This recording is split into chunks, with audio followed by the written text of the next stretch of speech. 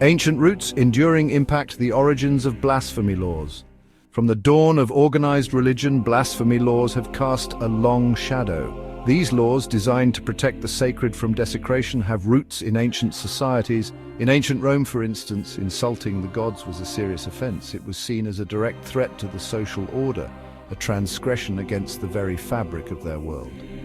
Christianity's rise saw a significant shift in the concept of blasphemy. No longer were laws solely focused on maintaining societal harmony. They increasingly became tools to safeguard the specific tenets of the burgeoning faith. The charge of blasphemy became a powerful weapon. It was used to quell dissent and enforce a rigid adherence to Christian doctrine.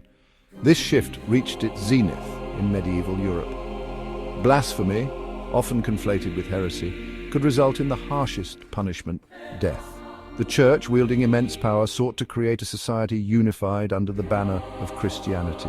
Dissent was not tolerated, and those who dared to question or challenge the Church's teachings faced swift and brutal retribution. The legacy of this period is undeniable. The fear of blasphemy, ingrained over centuries, stifled intellectual and religious freedom. It fostered an environment where questioning the divine was not simply discouraged, it was dangerous. The echoes of this fear, though fainter, still resonate in the debates surrounding blasphemy today. The story of blasphemy in Britain is a long and complex one. In the 17th century, laws were enacted to protect the Church of England. This was a time when the Church and the state were deeply intertwined, their fates inextricably linked. To speak against the Church was to speak against the Crown, an act of both religious and political defiance. One of the most chilling examples of these laws in action is the case of Thomas Aikenhead. A student in 17th century Scotland, Aikenhead was accused of denying the Trinity. His crime? Words, nothing more. Yet those words were enough to condemn him. Aikenhead was found guilty of blasphemy and hanged at the tender age of 20. The 20th century witnessed a seismic shift in public opinion. Blasphemy laws, once seen as pillars of social order, were increasingly perceived as archaic and discriminatory. The world was changing, and with it so too were attitudes towards religion and freedom of expression. Finally, in 2008, England and Wales took the momentous step of abolishing their blasphemy laws. This landmark decision reflected a growing recognition that freedom of speech, even when it challenged religious beliefs, was a cornerstone of a democratic society. The debate over blasphemy is far from confined to the shores of Britain. It is a global conversation, complex and often fraught with tension. Many countries still have blasphemy laws on their books, their presence a stark reminder of the enduring power of religion in public life. However, the use of these laws is often a source of serious concern.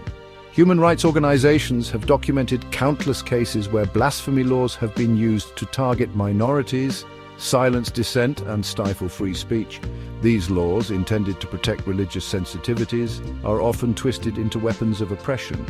The challenge for many nations lies in finding a balance. How can they uphold the right to freedom of expression without infringing upon the deeply held religious beliefs of their citizens? It is a delicate tightrope walk, one that requires sensitivity, dialogue, and a commitment to upholding fundamental human rights. The debate surrounding blasphemy laws is, at its core, a debate about the very nature of a free society. It forces us to confront difficult questions about the limits of tolerance, the role of religion in public life, and the importance of protecting the right to dissent. There are no easy answers, but the conversation itself is essential. In a move that has reignited the debate, a UK Member of Parliament has called for the reintroduction of blasphemy laws. This proposal, framed as a measure to combat hate speech and protect religious texts from desecration, has sparked heated debate across the nation. Those in favour of the proposal argue that it is necessary to protect the sanctity of religion and prevent the incitement of religious hatred. They believe that freedom of speech, while important, should not come at the expense of religious freedom and the right to live free from fear and intimidation.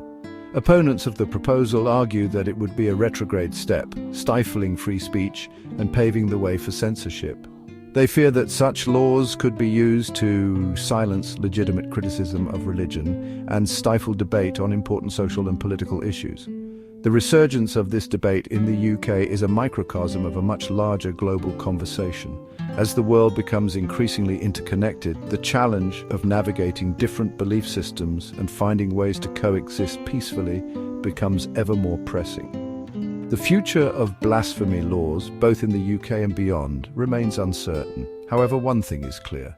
The debate surrounding them will continue to spark strong emotions and challenge our understanding of the delicate balance between freedom of expression and respect for religion.